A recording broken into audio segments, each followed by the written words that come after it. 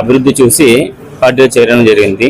తర్వాత బీజేపీ వచ్చేసి మతశక్తుల పార్టీలో చేరేసేసి తెలుగుదేశం 50 డివిజన్ నుంచి మా ఫ్యామిలీస్ అన్ని కూడా మేము చేరడం జరిగింది అనమాట.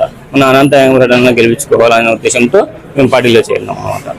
ఆల్రెడీ మేము బీజేపీ మతశక్తులు ఎప్పుడు కలిసిందే తెలుగుదేశం పార్టీ, అప్పటి నుంచి మా ముస్లిం మైనారిటీస్ అంతా కూడా అన్నకి సపోర్ట్ ఇచ్చి ఇంకా అభివృద్ధి తోడ్పడాలనే ఉద్దేశంతో మేము ఇక్కడ చేరడం జరిగింది అన్నమాట. దాదాపుగా 30 కుటుంబాలు వచ్చేసి చేరినాము. మేము తెలుగుదేశం పార్టీలో చేరినాము ఇంటి ముందు. ఎప్పుడు బీజేపీ వచ్చేసి మధ్యశక్తుల పార్టీతో ఎప్పుడు తెలుగుదేశం చేరిందో అప్పటి నుంచి మేము వద్దనుకొని ఇప్పుడు అనంత వెంకటరమణ సమక్షంలో సుధాకర్ సమక్షంలో 50 డివిజన్ తరపు నుంచి 30 కుటుంబాలు అనంత అన్న సమక్షంలో చేరినాము. అన్న గెలుపు కోసం అంతా కుటుంబాలు కృషి వల్లి భాష నా పేరు సుజాత రెడ్డి. నేను మహిళా విభాగం జిల్లా ప్రధాన కార్యదర్శి.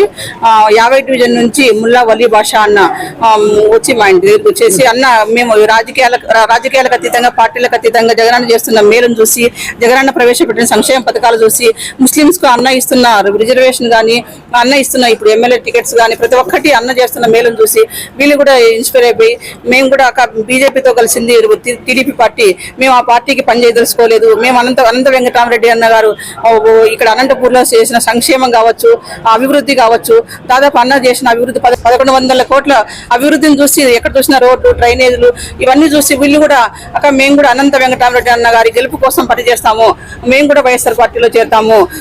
అంతేకాకుండా అన్నను 5 ఏళ్ల నుంచి అన్న అనునిత్యము డివిజన్లలోనే అది చూసి ప్రతిపక్షం వాళ్ళు చూస్తున్నాం. ఏ రోజు వచ్చి పార్టీలలో డివిజన్లలో కనిపించింది లేదు. ఒక రోజు ఇప్పుడు వచ్చి కొత్తగా వచ్చి ఓటు అడిగితే వేయడానికి వాళ్ళు కూడా టీడీపీ వాళ్ళు కూడా సిద్ధంగా లేరు.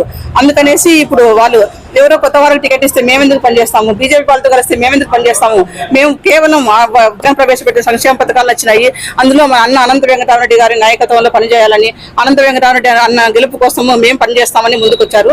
వాళ్ళను జాయిన్ చేయడం జరిగిందని 50 డివిజన్ అర్నోదయ కాలనీ.